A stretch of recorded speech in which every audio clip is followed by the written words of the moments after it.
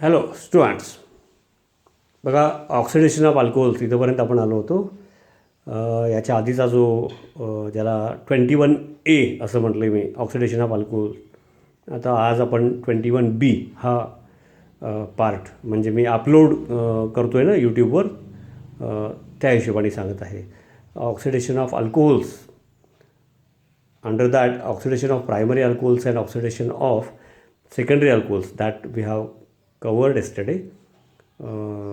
Still I feel that let us revise that in short, कारण ते पुढं अनेक ठिकाणी लागणार आहेत. आणखी त्यातले इतर मग बारकावे किंवा आणखी चांगले MCQs त्याला ते आत्ताच बेस आणि रिव्हिजन करून ठेवलं तर बरं पडेल. तर oxidation of alcohols, under that oxidation of morning, oxidation of primary alcohols, oxidation of secondary alcohols काल आपण बघितलं होतं थोडक्यात पुन्हा. तर this is the representation of primary alcohol.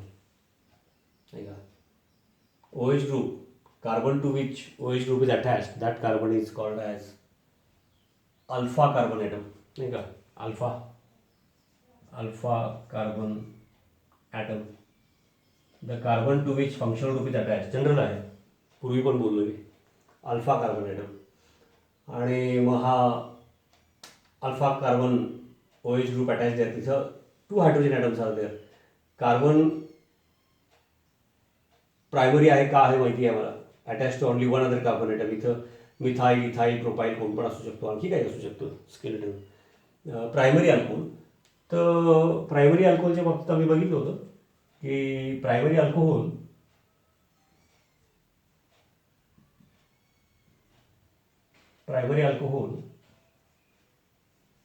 representation 1 degree alcohol. Okay, the oxidation of primary alcohol is very easy, and therefore since oxidation of primary alcohol is easy, even mild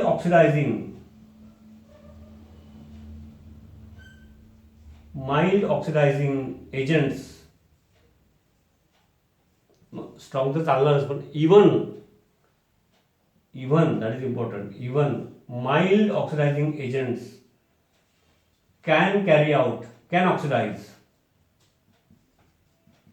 तर आपण काही ऑक्सिडायझिंग एजंट्स बघितले, आणखी बघणार आहोत. ते सगळे जे काही, फॉर एक्झाम्पल माइल्ड म्हणजे आपल्यासाठी आपल्या चर्चेतला कोण होता बरं, ॲसिडिफाईड डायक्रोमेट. म्हणजेच ॲसिडिफाईड डायक्रोमेट असं म्हणत असलं तरी normally we use dilute H2SO4, K2Cr2O7 potassium dichromate and dilute H2SO4. तर हे जे मिक्सचर आहे, दिस मिक्सचर सगळे ऑक्सिडायझिंग एजंट्स ते काय करतात, they make available nascent oxygen. मग ते अवेलेबल करण्याची पद्धत, त्याचा रेट, त्याच्यावरून ते strong weak that is decided on that basis. तर this is mild oxidizing agent.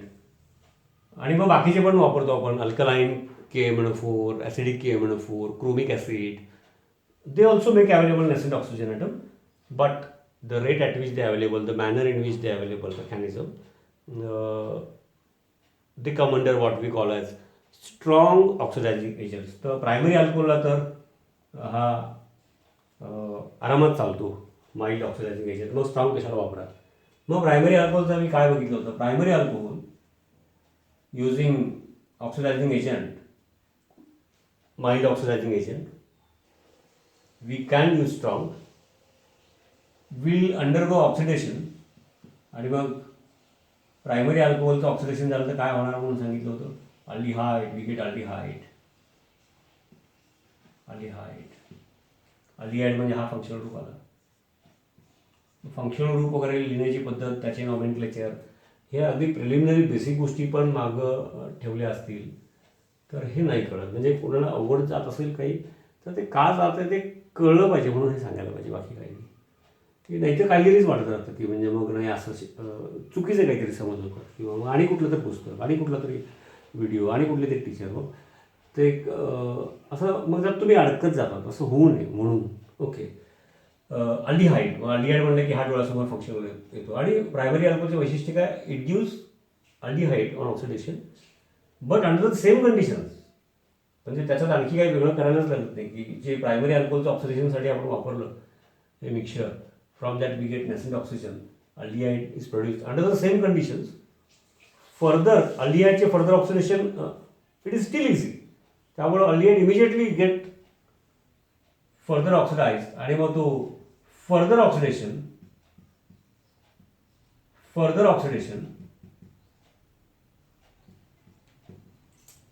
Nascent oxygen हे चालूच आहे याच्यातून मिळणार. विल गिव्ह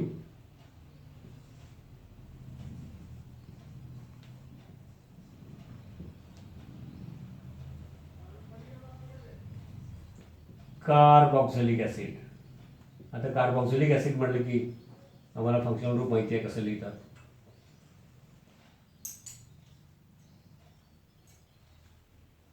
आणि मग कालचं ते बॅलन्स रिॲक्शन बघितलं होतं. आणि मग प्रत्येक वेळेला इव्हन बोर्ड लेवलला सुद्धा आणि मग MCQs लेवलला काल जे शिकलो ते शिकल्यानंतर ते पटपट यावं म्हणून, जसं की आज सांगतो बघा. आता हे ज्याला माहीत असतं आणि एखादं एक्झाम्पल आलं तर तो झटक्यात अल्डिहाइड कार्बॉक्सिलिक ॲसिड त्याचं नाव सांगू शकतो. आणि मग पुढं मग काहीतरी फर्दर रिॲक्शन असं मिक्स होऊन छान क्वेश्चन येतो. तर स्पीड का वाढतो तर असं बेसिक क्लिअर असेल तर, आणि मग त्यातलं लिंक प्रॅक्टिस, मग एक्स्ट्रा MCQची परत प्रॅक्टिस, ते ठीक आहे. पण वेगळं काही नसतं ॲक्च्युली बघा. आणि कार्बॉक्सिलिक ॲसिड याचा अर्थ बघा ना की प्रायमरी अल्कोहोल ग्रुप म्हणजे हा बेसिकली हा ग्रुप नाही का, त्याच्या अल्डिहाइड होणार. याचा अर्थ carbon oxygen double bond produce व्हायला पाहिजे. मग carbon oxygen double bond produce व्हायचं असेल तर मी काल सांगितलं त्याप्रमाणे इथली बॅलन्स म्हणजे OH बॉन्ड ब्रेक होणार आणि या दोन्हीपैकी एक म्हणजे हा CH बॉन्ड ब्रेक होणार. नेसेंट ऑक्सिजन, वॉटर काल सांगितलं मी रिपीट करत नाही. फास्ट एकदा फक्त रिवाईज करायचं, रिपीट करत नाही म्हणजे फास्ट रिवाईज करायचं, मला सगळं डिटेल रिपीट नाही करायचं. आणि मग अल्डिहाइड ग्रुप तयार होणार इथं.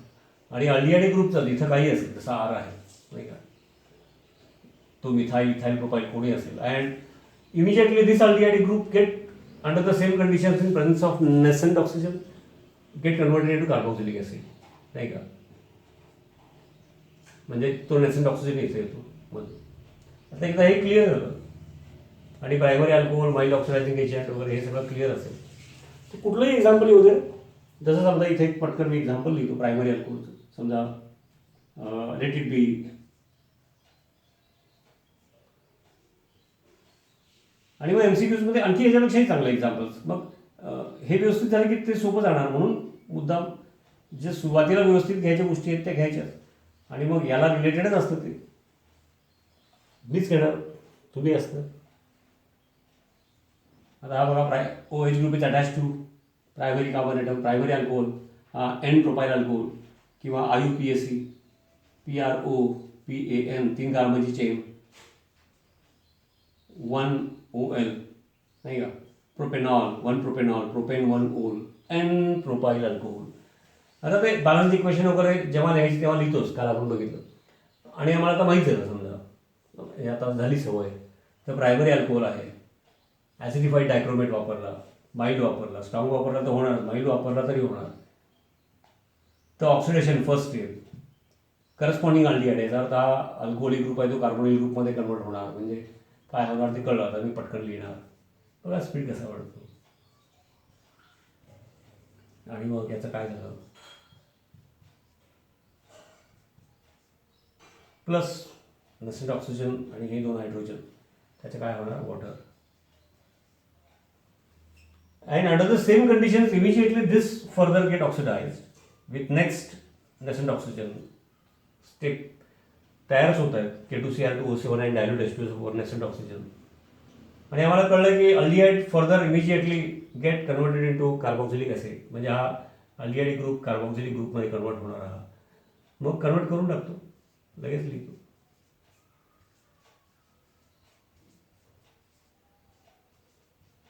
That's all. हा असा अभ्यास करायचा असतो आणि मग अशा रिॲक्शन्स लिहायचे असतात. मग तुम्हाला हे केलं त्याच्या आधी पूर्वीचा अल्डिहाइड, कार्बॉक्सिलिक ॲसिड, त्याची नावं वगैरे प्रिलिमिनरी बेसिक्स केले की येत जातं. In similar way, we will consider example. Now we'll consider example of secondary alcohol. नाही का, रिव्हिजन पुन्हा एकदा महत्त्वाचं आहे म्हणून. secondary alcohol with nascent oxygen. Now secondary alcohol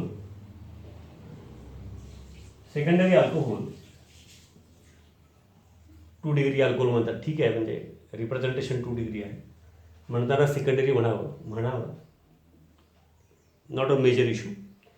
secondary alcohol on oxidation gives corresponding ketone. Corresponding means number of carbon atoms same. Now secondary alcohol to ketone, this is oxidation, first step. This is also easy, but further oxidation of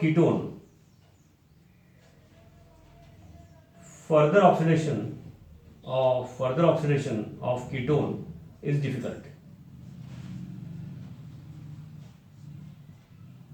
काल त्याचे कारण मी सांगितले, आठवत असेल तुम्हाला. Ketone असेल तर त्याच्यामध्ये अल्काइल ग्रुप्स दोन्ही साईडला सेम डिफरंट मिथाईल इथाईल. तर फर्दर ऑक्सिडेशन व्हायचं असेल तर कार्बन कार्बन बॉन्ड ब्रेकिंग व्हायला पाहिजे. अल्डिहाइडचे फर्दर ऑक्सिडेशनला कार्बन हायड्रोजन बॉन्ड ब्रेकिंग होतं.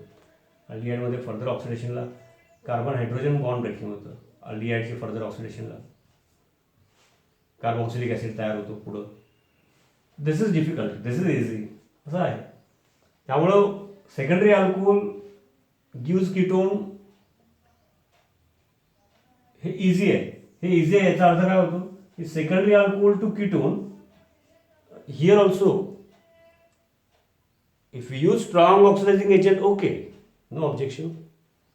Here also we can use mild oxidizing agent. Oxidizing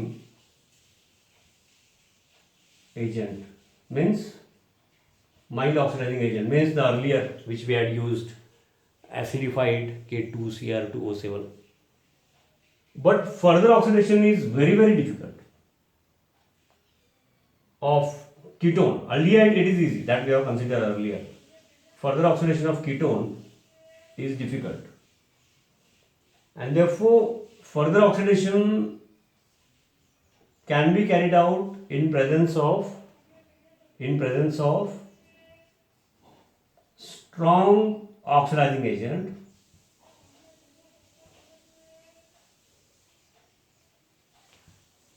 like alkaline KMnO4, that is strongest, or under certain conditions it can be acidic KMnO4, or chromic acid. We say chromic acid means actually CrO3 plus water giving we write in this fashion H2CrO4. This chromic acid also makes available all these reagents,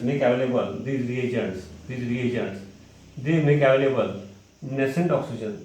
The manner in which they make available, the rate at which they make available nascent oxygen, alkaline KMnO4, acidic KMnO4, chromic acid, it is such that the rate is fast, and therefore they come under what we call as strong oxidizing agent. So further oxidation. So if we use at the first stage itself, secondary alcohol will give ketone, and ketone. But not only strong oxidizing agent, ketone further oxidation is difficult. Therefore, we cannot use this mild oxidizing agent K2Cr2O7 earlier dilute H2SO4. We cannot use that for further oxidation. Secondary alcohol to ketone, it's okay, but ketone to further oxidation we cannot use mild oxidizing agent earlier, which we had used for primary alcohol. So we have to use such strong one of these, and that too under vigorous conditions, or we can call it as drastic. Vigorous conditions or drastic conditions. तीव्र आपण असं म्हणूया, असं म्हणजे very high temperature, very high pressure and strong oxidizing agent, तर कीटोनचं further oxidation होऊ शकतं. नाही तर सेकंडरी अल्कोहोल गिव्स कीटोन. मग ते सेकंडरी अल्कोहोल गिव्स कीटोन ते पण थोडं पटकन येस, सेकंडरी अल्कोहोल. मग आता आमच्या लक्षात आलेलं आहे की सेकंडरी अल्कोहोल चे ऑक्सिडेशन करायचं असेल तर फर्स्ट स्टेपला माइल्ड ऑक्सिडायझिंग एजंट चालेल, पण फर्दर नाही चालणार तर आपण कुठलंही वापरू शकतो. समजा मी स्ट्रॉंग वापरलं, अल्कलाईन KMnO4, क्रोमिक ॲसिड किंवा K2Cr2O7+. तर कीटोन आम्हाला माहीत झालेलं आहे. Secondary alcohol gets converted into ketone. तर कीटोन म्हटल्या आपल्या लक्षात आलं की फंक्शनल ग्रुप हा अल्कोहोलिक फंक्शनल ग्रुप आहे, तो कार्बोनिल ग्रुपमध्ये कन्वर्ट व्हायला पाहिजे. आता अल्कोहोलिक फंक्शनल ग्रुप आहे हा, तो कार्बोनिल ग्रुपमध्ये कन्वर्ट व्हायला पाहिजे, म्हणजे carbon oxygen double bond, one valency of oxygen available व्हायला पाहिजे आणि वन वॅलन्सी ऑफ कार्बन. आता वन वॅलन्सी ऑफ कार्बन म्हटल्यानंतर इकडे कार्बन कार्बन बॉन्ड आहे, मिथाईल इथाईल, इकडे पण कार्बन कार्बन बॉन्ड आहे, मिथाईल इथाईल प्रोफाईल. याचा अर्थ इथं ब्रेक होणार आणि इथं ब्रेक होणार आणि तेवढं आपल्याला सहज कळतं आहे. आणि मग हा कीटोन तयार झाला बघा, कार्बोनिल ग्रुप तयार झाला, कीटोन ग्रुप तयार झाला. Okay, same or different alkyl groups, दोन्ही पण सेम असतील, मिथाईल इथाईल वेगळे असतील म्हणून. आणि मग हे दोन हायड्रोजन नसंट ऑक्सिजन म्हणजेच हे असं झालं. म्हणजे एखादं एक्झाम्पल घेतलं आपण कुठलं, समजा मी एक्झाम्पल घेतो,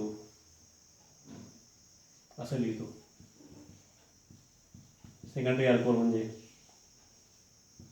OH group is attach to secondary carbon atom. समजा इथं मी एक्झाम्पल घेतलं, हा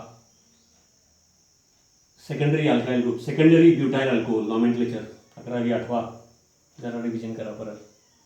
butane to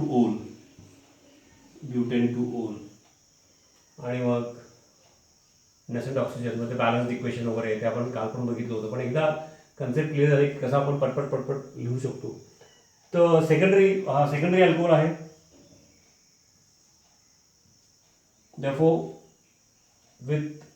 even with secondary अल्कोहोलची पहिली step, even with mild oxidizing agent or strong, okay, it will get converted to ketone. म्हणजे इथं कार्बोनिल ग्रुप तयार होणार, याचा अर्थ इथे एक बॅलन्सी तयार व्हायला पाहिजे. OH bond will get broken आणि CH बॉन्ड असताना बाकीचे ब्रेक होणारच नाही, डिफिकल्ट. आणि त्यामुळे मग काय होईल बघा, व्हॉट वी गेट इज दिस.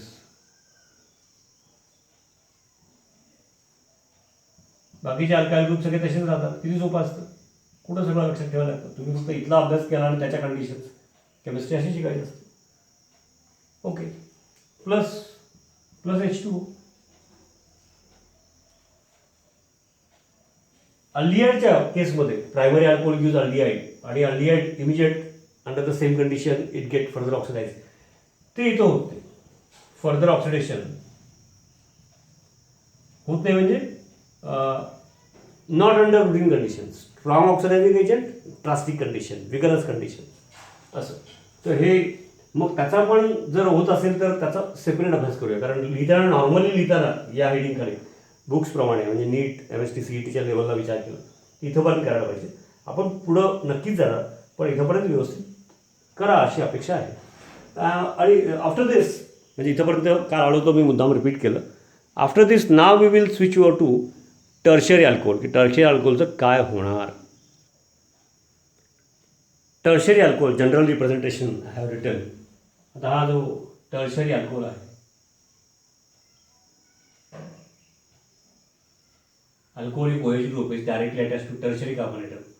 आणि मग हे 3 alkyl groups, they may be or may not be same, म्हणून R prime, R double prime, तिन्ही आर लिहा, काही फरक पडत नाही. तर ऑक्सिडायझिंग एजंट, तर टर्शियरी अल्कोहोलच्या बाबतीत काय आहे. टर्शियरी अल्कोहोल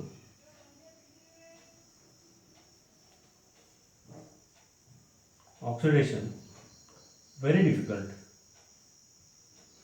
पहिल्या स्टेपलाच primary alcohol to aldehyde to carboxylic acid easy. Secondary alcohol to ketone easy, ketone further oxidation difficult. Tertiary alcohol oxidation पहिली स्टेपलाच very very difficult, very very difficult. आणि त्यामुळं आपल्या लेवलला जर आपण नीट आणि MST CET आणि बोर्ड या लिमिटमध्ये बोललो तर टर्शरी अल्कोहोल व्हेरी डिफिकल्ट असं म्हणूनच थांबतो. आपण थोडं एक स्टेप पुढे जाऊन थोडा विचार करणार आणि शक्य आहे आपल्याला. त्यामुळे काय नीटचे जे येणारे क्वेश्चन्सचा बेस तयार होतो. म्हणजे तो काही गोष्टी एक स्टेप पुढं जायच्या मुद्दामच उकरून अति जास्त आउट ऑफ सिलेबस ती फॅशन झालेली आहे, ते करायचं नाही. ओके, सगळ्या बुक्समध्ये पण आहे. Okay, tertiary alcohol oxidation is very difficult. त्याचे कारण सिम्पल आहे ना. आणि मग आता तो मुद्दा येतो की अल्कोहोल असेल, प्रायमरी अल्कोहोल नाही का, primary alcohol alpha carbon atom, there are 2 hydrogen atoms directly attached. Secondary अल्कोहोलमध्ये सेम ऑर डिफरंट. आणि टर्शरी अल्कोहोल हा तर this is alpha carbon atom, the carbon to which functional group is attached, this is alpha carbon atom. And at least one hydrogen atom should be attached to, at least one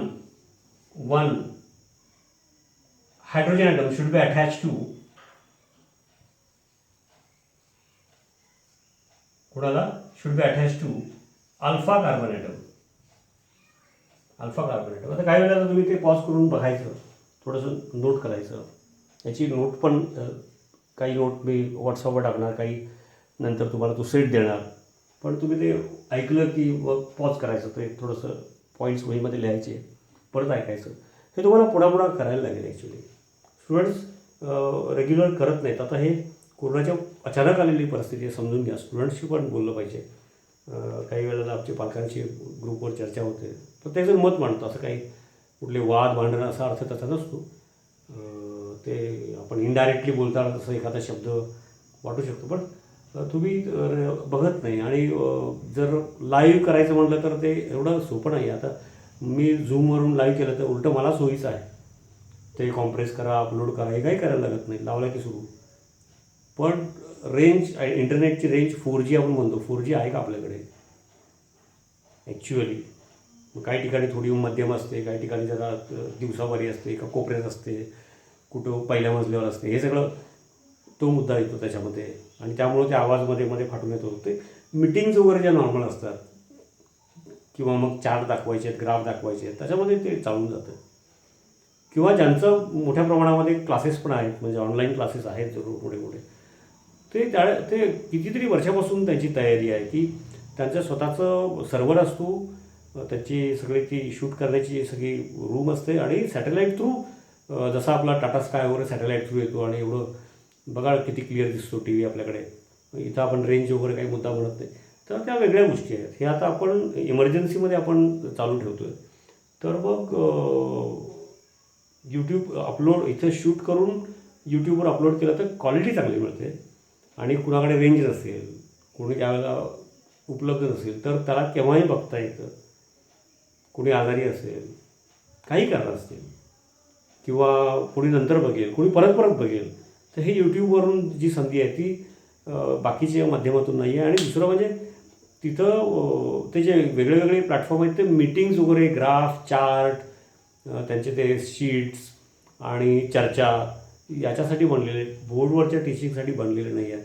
बोर्डवरच्या टीचिंगसाठी जे बनलेले आहेत ते त्यांच्या सर्व्हरपासून सगळी system वेगळी असते. किंवा काही ऑनलाईन क्लासेस जे फेमस आहेत ते त्याचे प्लस पॉईंट मायनस पॉईंट दोन्ही असतात कुठल्याही सिस्टीमचे, सगळीकडे असणार, थोडंफार आमच्याकडे असतात. तर त्यांचा मी जसं मगाशी म्हणालो, त्यांचे ते सॅटेलाईट डिश, ते कॉन्ट्रॅक्ट आणि ते सगळं आधी ते असं अचानक करायच्या गोष्टी नाही आहेत, लक्षात घ्या. पण हे आता इमर्जन्सीमध्ये मग जेवढं चाललं आहे तेवढं तुम्ही जर केलं, कारण हा आता जगात सगळं चालू आहे, तर हे परत थोडक्यात रिवाईज करता येईल. परत तुम्हाला त्यावेळेला पण बघता येईल हे सगळं यूट्यूब चॅनलवरती असल्यामुळं. आणि त्यामुळं याचे ॲडव्हान्टेज जास्त आहेत असं मला वाटतं आहे. रेंज वगैरे, फक्त इंटरनेट रेंज जरी चांगली असती तरी झूमवरून लेक्चर्स होऊ शकले असते. आणि कारण आवाज ऐकू येत नाही, चित्र दिसत नाही, डिस्कनेक्ट होतात मध्ये. आणि मग एखाद दुसऱ्याकडे चांगला असेल, लॅपटॉप असेल तर जरा बरं असतं. तर हे सगळे टेक्निकल इश्यूज आहेत. तुम्ही आम्ही तरी काहीतरी आपल्याकडे पर्याय आहे. आणि त्यातल्या त्यात यूट्यूब लाईव्ह करायचा पण प्रयत्न आहे. पण यूट्यूब लाईव्ह केलं तरी सुद्धा zoom, basically zoom is also through YouTube, हे लक्षात घ्या. पहिला झूम हे ॲप आहे, पण ते बाकीचं सर्व्हर आणि बाकी सगळं ते यूट्यूबच वापरत येते, यूट्यूबच्या थ्रूच आहे, हे लक्षात घ्या.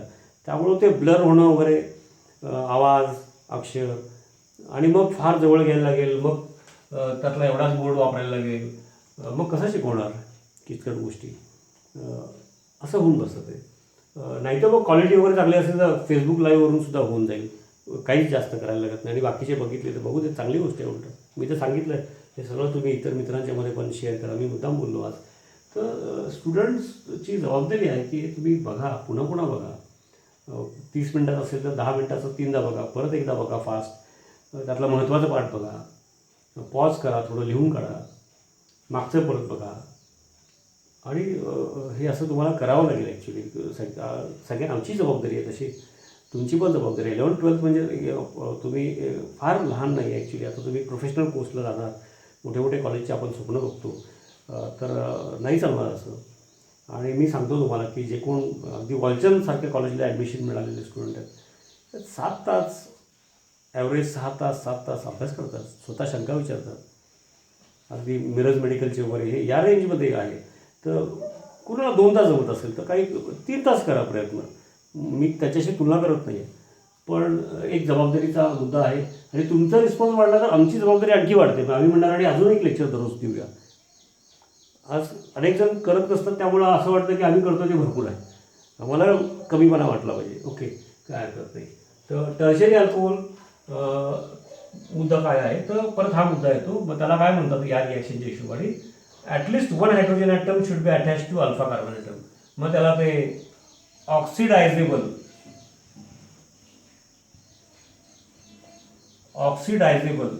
Hydrogen atom, oxidizable. Here in secondary alcohol there is one oxidizable hydrogen.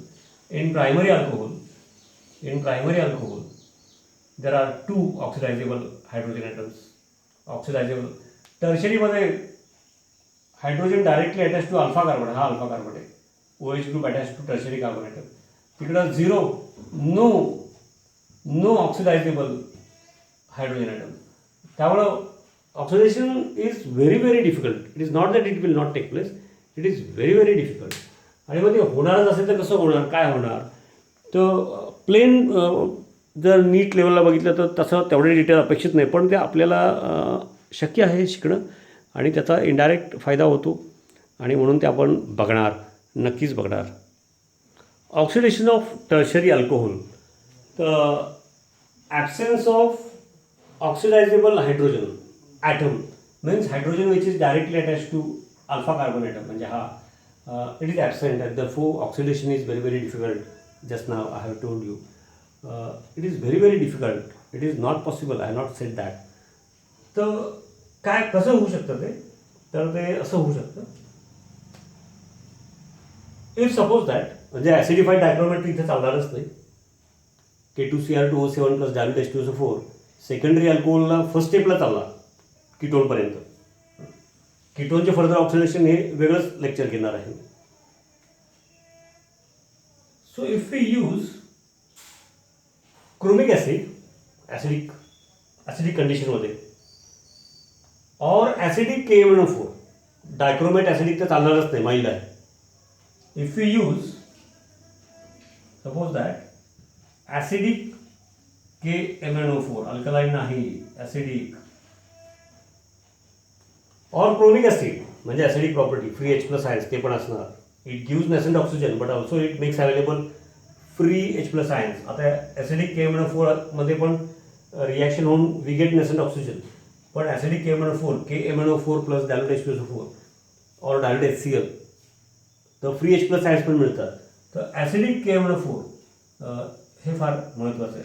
आता त्याच्यामुळं काय होईल की याच्यामध्ये KMnO4, ॲसिडिक KMnO4 त्यांची रिॲक्शन होऊन याच्यामध्ये फ्री H+ आयन्स पण अवेलेबल आहेत from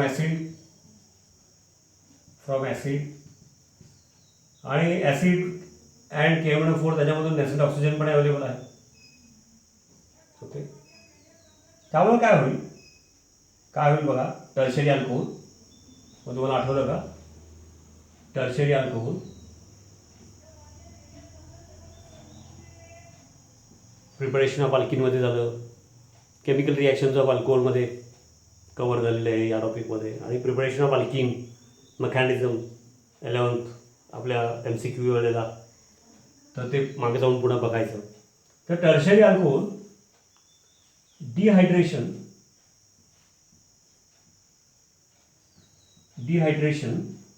is very very very easy, very very easy. आणि म्हणून आठवतं बघा त्यावेळेला काय लिहिलं होतं आपण, 60% 95% H2SO4 कॉन्सन्ट्रेटेड प्रायमरी, 60% सेकंडरीला, 20 म्हणजे डायल्यूट H2SO4 20%. तर very very easy. Dilute acid नाही का, डायल्यूट. आणि मग ॲसिडिक KMnO4 किंवा क्रोमिक ॲसिड, म्हणजे पर्पज होता की नेसेंट ऑक्सिजन तयार, ते होणारच, ती प्रोसेस चालू आहे. तोपर्यंत फ्री H+ आयन्स पण अवेलेबल आहेत. आणि because of free H+ ions काय होणार बरं, बिकॉज ऑफ म्हणजे याच्यामध्ये first step, because of free H+ ions काय होणार, डिहायड्रेशन. आता डिहायड्रेशनचे मेकॅनिझम काय आहे, that mechanism is already with us. ती बघा, काय आठवतं का त्याच्यामध्ये बघा, मी इथं लिहितो स्टेप्स डिहायड्रेशनची, याच्याच पुढे लिहितो डिहायड्रेशन काय आहे त्याच्यामध्ये. Lone pair of electrons, free H+ ions, first step is protonation. मग ते एकदा पूर्वी झालेलं असतं, आता रिव्हिजन होईल. मग ते बघितलं पटपट यायला लागतं की acidic KMnO4, free H+ ions are available, tertiary alcohol. मग हे सगळं परत each and every time we need not write it. ते फ्लॅश असं एकदम येऊन जातं आपल्या मेंदूमध्ये. आणि मग डिहायड्रेशन, अल्किन, आणि पटकन लिहून टाकतो पण अल्किन. पण इथं आता शिकवताना रिपीट करतो बघा, प्रोटोनेशन होणार, यातला जो फ्री H+ आयन प्रोटोनेशन झाल्यानंतर मग पुढं स्टेप काय असते, प्रोटोनेशन झाल्यानंतर plus charge on oxygen, more polar, आठवतं का. प्रोटोनेशन झाल्यानंतर कार्बोनियम आयन फॉर्मेशन. बघा हे झालेलं असल्यामुळं बारीक अक्षर काढलं तरी तुम्हाला कळत असेल. Carbonium ion formation. आणि कार्बोनियम आयन फॉर्मेशन झाल्यानंतर अल्टिमेटली काय म्हणणार बरं, त्याला आपण काय म्हणलं होतं, बीटा इलिमिनेशन. ते पण बीटावाला हायड्रोजन, म्हणून ते मेकॅनिझम परत बघायचं, पूर्ण लिहिणार नाही, already we have covered that. त्यानिमित्ताने रिव्हिजन त्याचं पण होतं, हे पण होणार, असं ते रिव्हिजन होत असतं, बीटा इलिमिनेशन. आणि मग त्यामुळं अल्किन तयार होणार. याचा अर्थ ॲसिडिक KMnO4 वापरलं तर टर्शरी अल्कोहोलची डायरेक्ट ऑक्सिडेशन पॉसिबल नाही, द रिझन. पण because of free H+ ions याच्यामधले डिहायड्रेशन होणार, गिविंग राईज टू नाही का. तर आम्ही इथं थोडक्यात लिहितो पहिल्यांदा, गिविंग राईज टू अल्किन.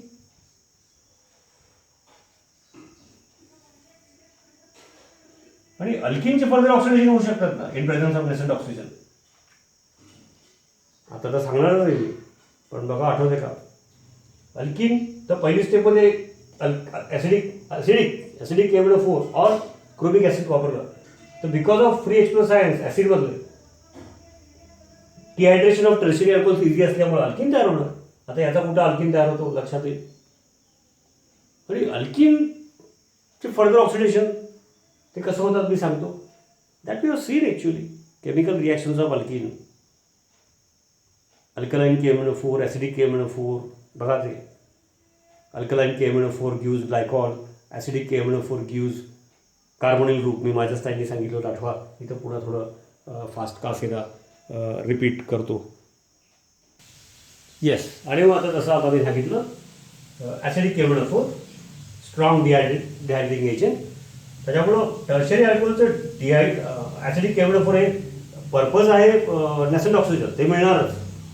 पण त्याचबरोबर acidic condition and tertiary alcohol dehydration is easy, ते आम्हाला पूर्वी माहीत असलेलं आपण एका झटक्यात लिहू शकलो पाहिजे. चला लिहिलं. मग त्याचा ते स्टेप्स मी आता सांगितल्या त्या रिव्हिजन म्हणून. आणि अल्टिमेटली काय होणार, तर इथं डिहायड्रेशन होणार बघा. And what we get is this carbon double bond, carbon carbon double bond,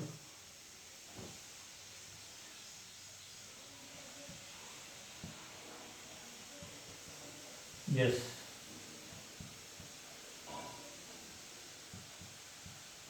alkyne तयार होणार डिहायड्रेशन. आणि अल्कीन तोपर्यंत नेसेंट ऑक्सिजन तयार झालेलेच आहे. आणि हे केमिकल रिॲक्शन ऑफ अल्कीनच्या वेळेलाच बघितल्यावर ते तेव्हा तर फक्त मी सांगतो काय सांगितलं अल्कीन ऑन ऑक्सिडेशन.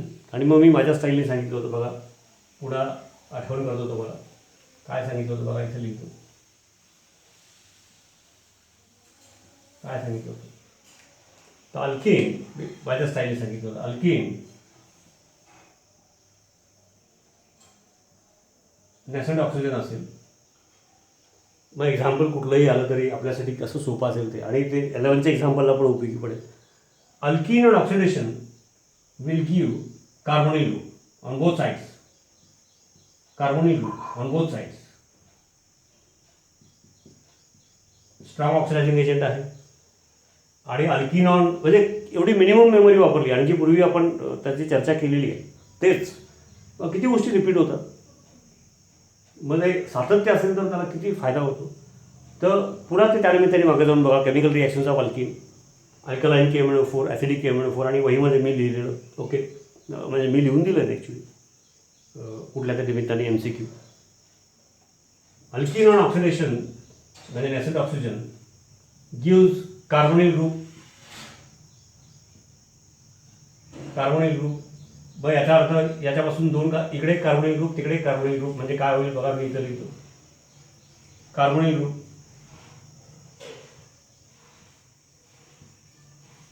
आणि तिकडं पण कार्बोनिल ग्रुप, म्हणजे काय तयार होईल बरं,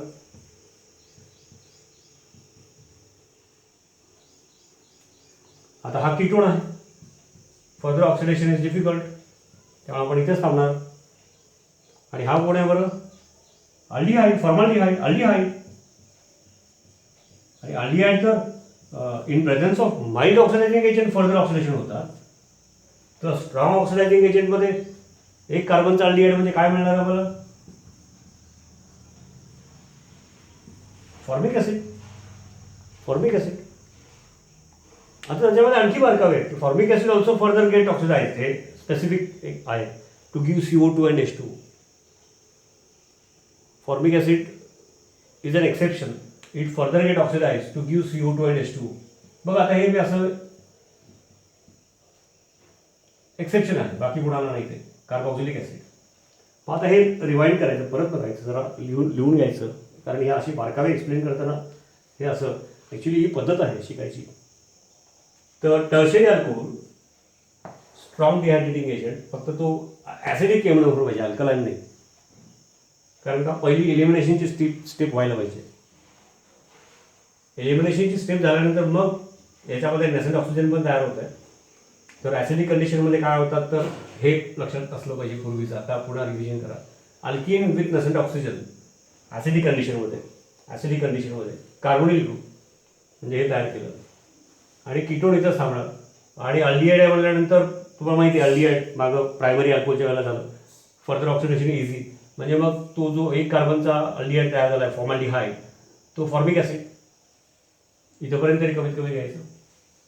फक्त फॉर्मिक ॲसिड एक्सेप्शनल केस आहे.